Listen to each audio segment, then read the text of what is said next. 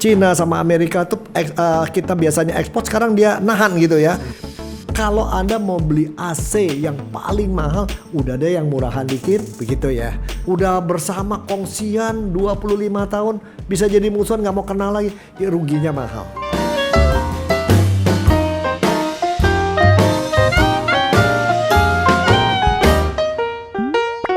Ngejamu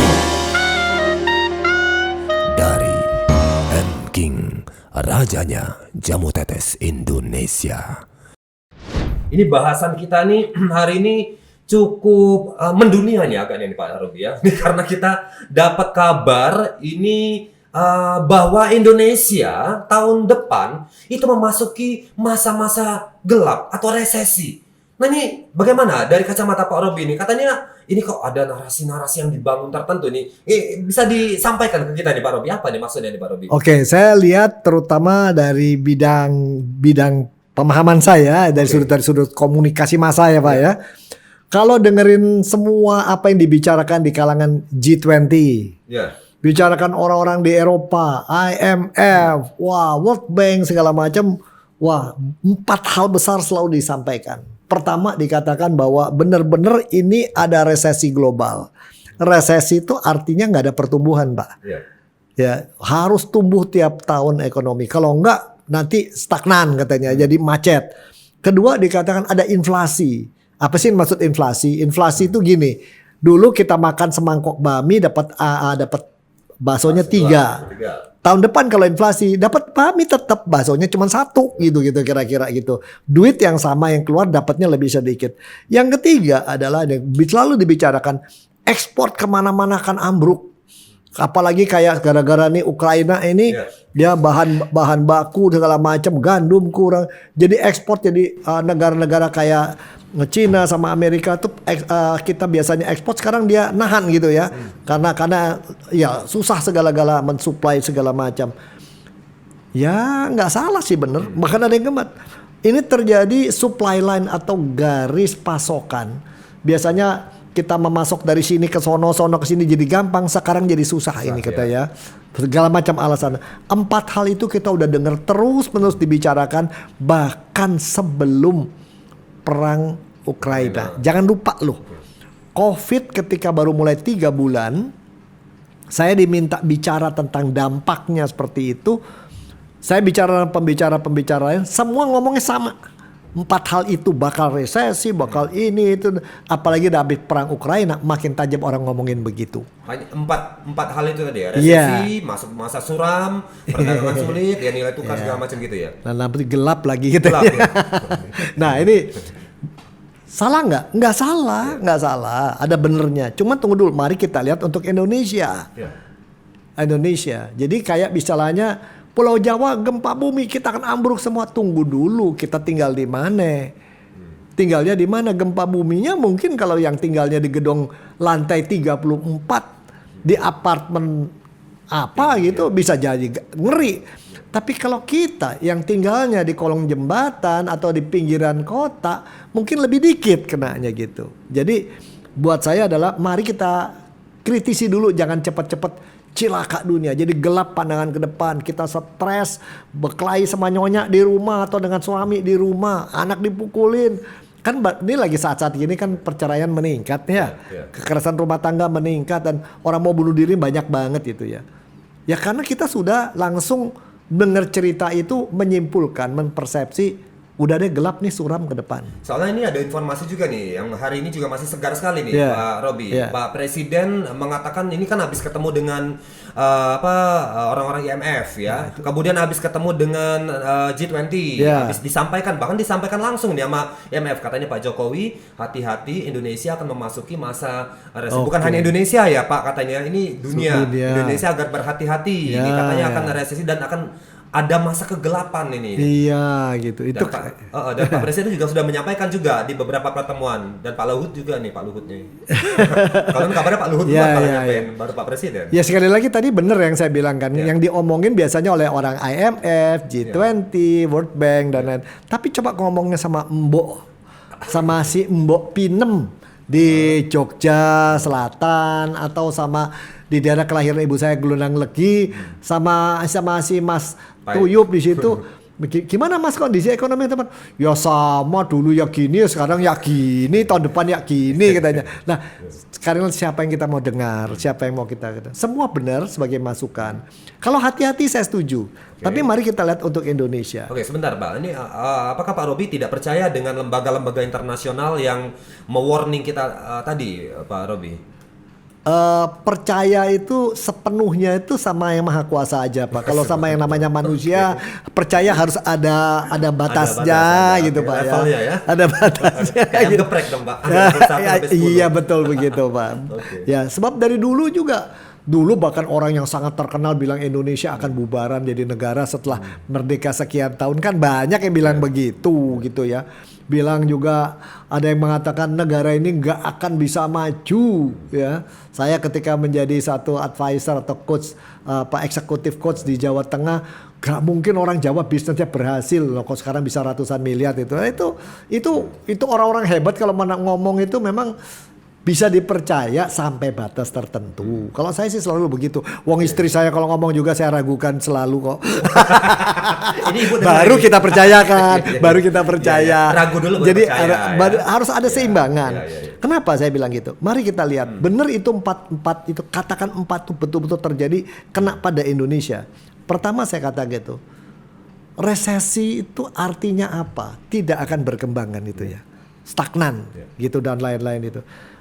Kalau saya melihatnya begini, ya, kenapa pakai istilah resesi? Kenapa nggak dibilang melambat? Kalau kita harus hati-hati bahwa melambat betul, ya, karena kita memang melambat. Tapi tunggu dulu, dari dulu Indonesia kan pengen terintegrasi secara global, import, ekspor, buat semua. Tapi kan Indonesia belum terintegrasi secara menyeluruh dengan ekonomi global. Kalau mau dibilang begitu, itu mata saya sih lihat sebagai orang awam. Jadi secara terintegrasi dalam hal segala macam lah. Pasoknya untuk ke luar negeri itu masih agak kurang lancar maksudnya Pak Robi. Ke dalam juga nggak begitu. Memang benar tahanan pangan kita katanya bahan-bahan pokok masih ambil dari luar negeri, dari Vietnam, dari Thailand, itu 9 bahan pokok. Benar, cuman pertanyaan saya satu. Lah itu kan karena kita nggak serius menangani ekonomi ini secara maksimum. Padahal kita di dalam negeri juga punya banyak sumber-sumber untuk pangan yang lebih cukup buat rakyat sebenarnya. Cuman masalahnya tanah pertanian dijadikan perumahan, dijadikan pabrik, jadikan jalanan, ya tentu itu prioritasnya jadi lain begitu ya. Tapi nggak semua kan Pak. Ya, kalau nanti kita konflik jadi krisis, kita masih punya cukup banyak yang belum kita ambil, belum kita manfaatkan. Jadi itu membuat saya besar hati Pak ya. Sebenarnya ada sumber-sumber itu ada ya. Dari ikan sampai dari ikan, buah, obat, segala macam sayuran, makan kita lebih dari cukup Pak. Dan berarti kita aman lah mestinya dalam hal ini. Mesti aman. Belum dimanfaatkan. Belum dimanfaatkan. Ya nanti kalau udah kepaksa mungkin jadi dimanfaatkan. Kita nih orang kaya yang hanya mainnya di rumah kita cuma di empat gedung di empat ruangan, pada ruangan kita 8 barangkali ya. Dan di gudang masih banyak barang belum dipanen. Karena kita asik main di dalam. Itu satu ya Pak ya. Kedua, jadi kalau bilang lambat, saya setuju. Bisa melambat ya pasti.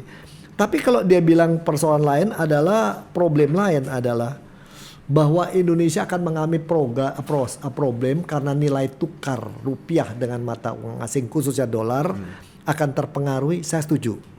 Ya. Kalau lihat the Fed ini kan dolar bunganya terus dinaikin. Ya. Mau nggak mau Bank Indonesia harus mikir nih bagaimana. Tapi kalau kita punya bunga dinaikin, berarti orang mau pinjam duit jadi susah kan. Mau investasi mikir 10 kali jadinya gitu. Iya, kalau dilihat demikian gitu ya. Tapi orang mengatakan kalau begitu nanti investor-investor yang tadinya naruh duit Indonesia pada kabur semua. Kalau dihitung berapa sih jumlahnya saat ini? Di awal Covid kan udah pada check out. Jadi dampak itu nggak separah yang kita khawatirkan. Buktinya nih oke-oke aja gitu ya. Saya sih percaya pemerintah yang sekarang ini orang-orang pinter dan orang-orang yang punya beban untuk menjaga rakyat ini mengalami hidup baik. Jadi kalau dilihat tuh dari 3 hal itu saya mikir 10 kali berapa besarnya sih dampak dari sono. Dampak iya pasti ada, kita bagian dari dunia. Tapi apakah sebesar yang dialami Jerman? Sebesar yang dialami Inggris? Yang dialami di sana belum tentu harus dialami di Indonesia Sampai kan. katanya kemarin ada yang anak kecil harus makan penghapus pensil karena tidak punya sarapan buat sekolah di sana. Lah kita ketoprak masih banyak budak ketoprak. Khawatir amat gitu ya. Jadi mas sekali lagi nggak semua yang dikatakan itu harus diterima maksimum ya. Bahwa hati-hati bener ya. Misal contoh lain kita ngomong rasio tabungan pada produk domestik bruto kita. Jadi apa yang kita katakan secara pendek, secara kasar kita produksikan dan dirupiahkan berapa dengan jumlah tabungan yang orang masukin ke negara ya di suatu berharga negara terus meningkat loh. Ini kabarnya diprediksi minus malah nanti katanya Pak Robi di tahun depan ini katanya. Apa ya dari dulu juga kalau dilihat gini deh, kalau orang memprediksi, saya pengen lihat prediksi-prediksi buat mereka itu kan dilihat ini langsung kita bertindak. Tunggu dulu 10 tahun terakhir, mari kita daftarkan prediksi mereka berapa yang jitu, berapa yang melenceng, berapa yang berkelebihan. Itu kan kita nggak lakukan di sini. Jadi saya nggak berani ngomong dulu. Nah coba hitung dulu deh itu satu. Satu lagi, memang ada masalah yang kalau buat pendapat saya perlu kita mikir apa yang disebut kita pinjam duit di bank, udah kepalang nih pinjam duit di bank untuk investasi, kita balikin tiap bulan dan lain-lain. Tetapi jumlah yang tidak bisa ngebalikin atau non performing loan NPL mungkin meningkat. Dan ini sedang meningkat. Saya pikir ini trennya memang betul. Kalau itu benar kena ya. Cuma bukankah pemerintah begitu hebat dan bank-bank setuju tidak istilahnya memberikan perlakuan yang kencang dan keras, diberikan berbagai pertimbangan. Itu hebatnya Indonesia. Betul. Itu hebatnya Indonesia. Banyak juga memang keringanan dari lembaga keuangan terhadap para debitor yang agak susah gitu ya. Betul ya. Sama, ya. Jadi kalau saya lihat demikian, ditambah dua hal lagi di pengalaman saya yang lalu-lalu ya. Di pengalaman lalu-lalu kalau saya lihat ini di zaman tahun 59 katanya krisis. Ya. Karena orang-orang Tionghoa tidak boleh kerja di kota kabupaten, bahkan kota gede. Itu akibatnya dia kan pegang supply line. Waduh, kita ancur-ancuran, banyak barang nggak ada. Kita lewat juga masa itu. 65. Waduh. Saya ngalamin tuh sebelum itu juga mau makan sesuatu, beli beras aja, beli gula itu ngantri 2 jam gitu ya. Sebagai anak umur 11 tahun. Itu pun lewat kita. Tahun 98. Waduh, seluruh dunia udah bilang ini kacau. Lewat juga kita. Ya tahun 2003 kan ada krisis, 2007 ada krisis, lewat. Kenapa bisa lewat? Rahasianya apa? Ada ekonomi rakyat yang nggak direkam oleh banyak embok-embok di pinggir kota yang hanya jualan mangga 15 biji satu hari, dia makan dari situ. Buat nasinya dia ambil dari ladang dia, uang itu dia belikan untuk minyak aja, buat minyak goreng sama kecap yang dia nggak bisa bikin, itu hidup. Kita punya ekonomi rakyat itu belum besar sekali bahkan ya. Besar. Dan IMF nggak mencatat itu. Ya nggak tahu. Udah tanya sama IMF dong, jangan ngomong kan dia. Oke. Nah, jadi buat saya itu ada sisi yang buat saya itu sesuatu yang saya katakan yang mesti dilihat dengan. Tapi kalau bicara potensi negara kita, ikan di laut, ya. Mau inflasi, mau resesi, mau apa, teman-temannya di Papua pinggir pantai aja lemparin jaring majalah, makan seminggu barangkali cukup gitu kan. Jadi saya pernah ada di Saparua juga, mau apa sampai kayak wine juga ada, ikan juga ada, sagu ada. Ini sih nggak pakai duit juga hidup 50-60 tahun jalan kok. Jadi sekali lagi ukuran yang dipakai menentukan standar dan lain-lain seringkali ukuran dari tempat yang mungkin nggak persis pas buat kita. Oke. Nah, apakah dalam hal ini ada yang salah dalam komunikasi dari pemerintah kita menyampaikan dia kan menyampaikan ke publik nih Pak, akan ada habis dari pertemuan dengan IMF dengan G20 kemudian disampaikan ke publik, disampaikan oleh berita, oleh media. Tentunya memang ini berdampak pada masyarakat nih Pak Robi. Kita pun yang mendengar ini kan juga takut ya. Deg-degan juga. Jadi juga mungkin shopping juga batal ini kayaknya. Karena takut. Mungkin maksudnya Pak Presiden dengan Pak Luhut dan kawan-kawan menunjukkan hati-hati bagi orang-orang yang memang urusannya ekspor, yang urusannya dengan bahan-bahan mineral, itu yang istilahnya adalah pebisnis-pebisnis luar biasa gede lah. Yang mainnya di atas 900 miliar sampai berapa triliun, mereka mungkin akan terkena sangat serius gitu ya. Tapi kalau dilihat industri farmasi kan nggak gitu-gitu juga ya. Jadi artinya selama COVID semua orang menjadi susah, tapi kalau teman-teman di farmasi bilang aku sih oke-oke aja, malahan lagi cuannya banyak gitu ya. Jadi kita mesti lihat keseimbangan. Yang dimaksudkan Pak Presiden, Pak Luhut adalah memang kita harus lebih hati-hati. Bagaimana dengan untuk usaha yang menengah dan kecil? Nah ini kan pentingnya gitu ya. Usaha yang menengah dan kecil. Yang pasti usaha-usaha yang kecil ini berarti isu besarnya kalau pendapat saya nanti masalah soal arus kas. Uang masuk dan uang perputaran duit ini. Kita kan mesti bayar pegawai, bayar listrik dan lain-lain. Itu kalau lagi nggak ada gimana? Kalau kita minjem kan jadi susah gitu karena bunganya akan naik pasti. Nah karena itu saya bilang adalah yang di warningkan itu bagi upaya usaha kecil dan lain-lain. Kita belajar menghemat deh apa yang bisa ditunda dan nggak merupakan prioritas ditunda dulu. Yang penting survive dulu gitu loh ya. Survive. Yang menengah bagaimana? Yang menengah juga sama saya bilang. Jadi kalau Anda mau beli AC yang paling mahal, udah deh yang murahan dikit begitu ya. Daripada sekarang beli mobil listrik cepet-cepet gitu ya. Kalau masih bisa mobil biasa yang second kenapa tidak gitu ya. Ya bukan, saya juga suka mobil listrik, cuman kalau baterainya harganya setengah mobilnya kan repot juga. Kita nggak tahu harganya berapa kan, belum pernah ngomongin begitu kan. Mau ganti solar panel di atas, ya kalau memang inverter apa konverternya boleh ya, kenapa tidak? Tapi sekali lagi dengan lain ukurlah investasi Anda, jangan sembarangan. Tapi catatan lagi yang penting adalah mungkin dengan ini kita juga diingatkan bukan berarti berhentiin karyawan, ngurangin karyawan. Potong gaji. Iya potong gaji. Nanti juga kalau nanti udah survive lagi, karyawan sudah ngalamin itu nggak mau balik, setengah matilah kesempatan ada nggak ada orang nggak ada SDM-nya. Kan perusahaan kalau mau berhasil dua hal, SDM sama dana, ya kan? Nanti kalau SDM-nya udah nggak ada, dananya banyak ya dapat orang jelek malah cilaka. Nah ini catatan buat saya. Tapi satu lagi. Semua kata-kata tadi memang menolong kita untuk berhati-hati dan menjadi yang lebih terukur dalam investasi, dalam jualan, dalam diskonan, dalam segala macam. Tetapi satu, tidak mengajak Indonesia jadi takut. Kalau makin takut yang dia cilaka. Tapi nggak tahu ini yang saya khawatirkan menjelang pemilu, semua partai yang mau bersaing itu pasti membuat narasi nih Pak. Ya, dibangun. Nah dibangunlah narasi untuk mendapat simpati dari calon pemilih dan pemilih sama pemilih yang di tengah-tengah yang belum milih. Nah narasi-narasi ini kadang-kadang sih maksudnya seringkali ngejelekin si Anu atau siapa yang lagi berkuasa supaya dia yang diperhatikan begitu. Dan itu buat saya ya kalian sih tahu sebenarnya gimana kalau memang jelek kalian udah kabur dari sini, buktinya nggak kabur. Berarti jangan-jangan kita dimainkan oleh berbagai narasi gitu loh. Pak Presiden dan Pak Luhut mungkin tidak bermaksud begitu, hanya warning. Tapi kemudian yang istilahnya sekarang kan konten kurator sama konten kreator. Konten kurator tuh sepotong kata-kata, sepotong pembicaraan dikasih berangka, dikeluarkan, ditambah sedikit. Cilaka Indonesia bakal bangkrut. Cilaka nanti duitmu ini, nanti surat ini nggak ada. Alamat kamu punya rumah juga dia punya ininya begini karena nama jalannya udah berubah.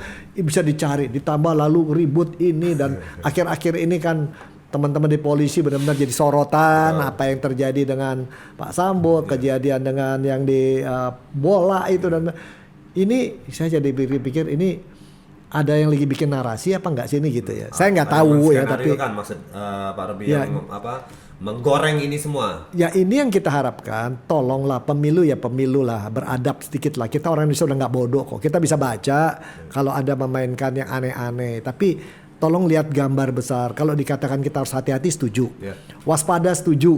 Bahwa kita jangan hanya berbisnis dengan cara yang sama aja. Atau berorganisasi dengan cara yang sama aja. Atau punya komunitas dengan cara sama aja, termasuk agama. Itu setuju. Karena dunia terus berubah kalau kita nggak ikut meresponi dengan tepat, kita memilih stagnan kan. Nah itu saya setuju. Tetapi kalau dibikin jadi takut, ini digoreng jadi buat orang takut, dampaknya berat. Anda punya bisnis opportunity atau kesempatan cuman pinjam 100 juta dari bank jadi nggak berani, itu hilang kesempatan itu. Anak buah Anda yang mesti Anda piara, Anda berhentiin.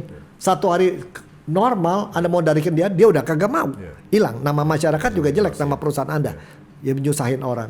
Sama juga. Lalu satu lagi, Anda jadi stres di rumah, stres dengan teman kerja, Udah bersama kongsian 25 tahun, bisa jadi musuhan nggak mau kenal lagi, ya, ruginya mahal. Ruginya mahal. Buat saya, ini mungkin kedengaran aneh, kerja adalah ibadah. Lagi ke dunia goncang, ibadahnya mesti makin kuat kan. Kerjanya juga makin kuat. Iya, bagaimana kita menghasilkan dampak positif buat orang lain. Ya. Nah, Buat Pak Robi diri ini kita. tadi kan beberapa tadi ya dianggaplah narasi-narasi tadi yang kegelapan, resesi, kesusahan, ternyata ya menurut pandangan Pak Robi sendiri bahwa Indonesia sebenarnya tidak seterpuruk itu mestinya ya. Ditambah lagi nanti kita akan ada event campaign kampanye di Indonesia. Nah, tadi Pak Robi juga menyoroti bahwa narasi-narasi yang dibangun itu adalah sifatnya negatif gitu ya. Nah, harusnya bisa kasih contoh dong Pak Robi. Kira-kira narasi apa sih yang harusnya dibangun ya yang membuat orang tuh lebih optimis gitu Pak? Kasih contoh 1 atau 2 gitu Pak Robi. Saya nggak mau ngajari ahli-ahli kampanye, cuman buat saya kenapa sih nggak ya masing-masing tuh ngomongnya ya PDIP ya Partai Demokrat yang lain semua ngomong begini. Kita nih bersyukur bahwa Indonesia ada. Indonesia ada itu sebenarnya mukjizat ya. Kalau bukan yang dari atas kasih mana mungkin. Bangsa dengan rakyat yang begitu gede, dengan suku yang bermacam-macam, bahasa yang bermacam-macam, makanan macam-macam, obat macam-macam. Itu kan secara akal sehat nggak mungkin jadi satu.